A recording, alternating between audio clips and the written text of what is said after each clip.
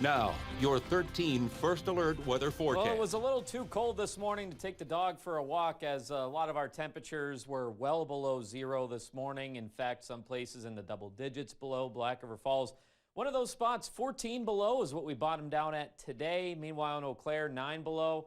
There are only a couple places that managed to stay above zero. Winona, Winona was at zero, and Viroqua bottomed out at 1 degree above zero. Now, we do have that Arctic air that's expected to hang around for a couple more days before we start to get a little bit more improvement towards the tail end of the weekend and a bit of improvement into the start of next week. But for this afternoon, we are tracking the possibility of some very light snow showers, most of which towards the south. There we go.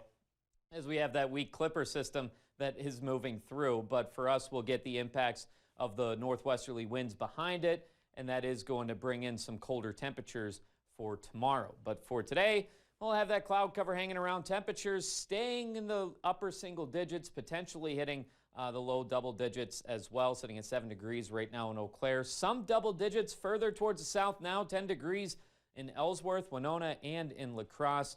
But we do have a pretty light wind for the most part. And when you do have those temperatures that are in the single digits, both above and especially below zero, it doesn't necessarily take a lot of wind to make things feel downright cold.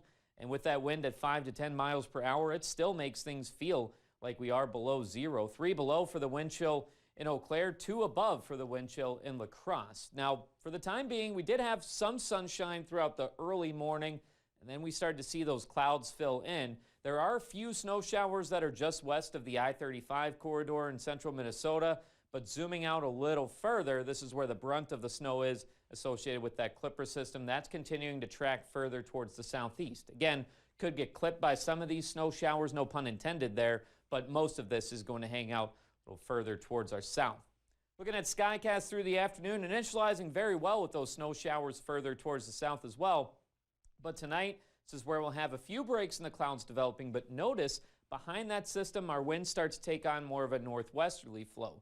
That's going to continue ushering in some colder temperatures throughout the overnight and into tomorrow, and coupling the fact that we'll have that cloud cover hanging around through the afternoon and through a good portion of the evening, that is going to lead to a colder day, likely staying in the single digits for tomorrow. Tomorrow night into Saturday, this is where we do clear things out, and the winds start to relax a bit as well. Now, being that we have that snowpack, that is going to allow for more radiational cooling as well. And basically that means that Saturday morning is going to be downright cold.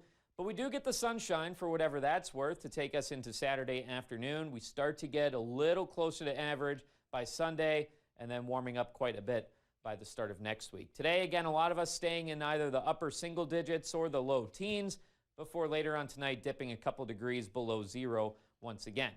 Next couple of days, single digits for tomorrow. Looking ahead to Saturday, well, we're still barely cracking the double digits, but we'll have the sunshine. Then Sunday, getting closer to average as we'll top out in the upper teens. And notice not cooling off too much Sunday night into Monday as those temperatures warm up quite a bit, getting into the mid-30s, but also bringing with it a couple chances at some precipitation, possibly even the mixed variety towards the middle of next week.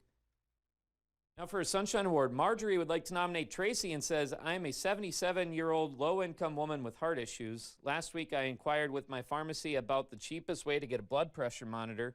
Then I had a heart attack, and now I have 3 stents in my heart. I got out of the hospital and picked up my medications. I got a call that night that they'd found a free BP monitor for me, so I went in to pick it up. The woman that had called me was not there, but the staff said that Tracy had paid for it herself. Now, if you'd like to nominate someone, send us an email or head over to our website at WEAU.com.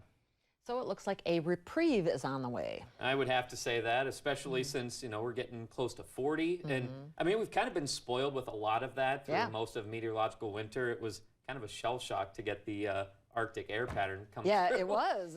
So at least it's not lasting too long. That is very true. All right. Thanks, Mike.